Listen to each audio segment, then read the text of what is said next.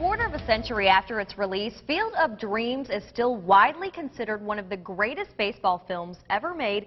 And this weekend, thousands gathered at the Dyersville movie site to celebrate the 25th anniversary. Now, for today's second and final day, we have some insight into how this movie still strikes those at the core of its production.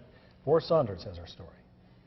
I have just created something totally illogical. Totally illogical. That's what you could call a film in which an Iowa farmer hears voices telling him to build a baseball diamond in the middle of his cornfield.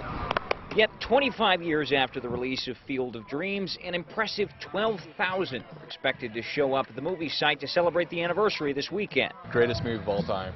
I actually got my 6-year-old boy to watch that, and we just fell in love with it. Chris Dvorak drove about 300 miles from Omaha, Nebraska to be here. He says it was well worth the road trip to live his favorite scene from the film with his son. It's the quote in the line of, you want to have a catch, you know, and that's a big thing. That's a big thing for a lot of dads. The book Shoeless Joe by author W.P. Kinsella was the inspiration for Field of Dreams.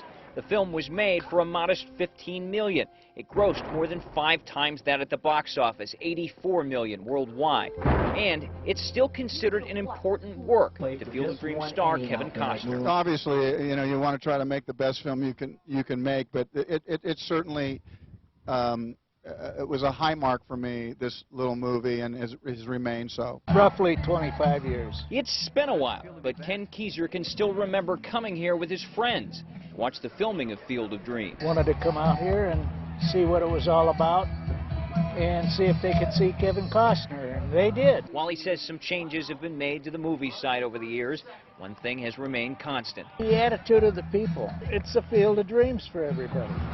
And a dream come true for fathers like Chris. I just got the biggest smile on my face as soon as we pulled out. You know, biggest smile.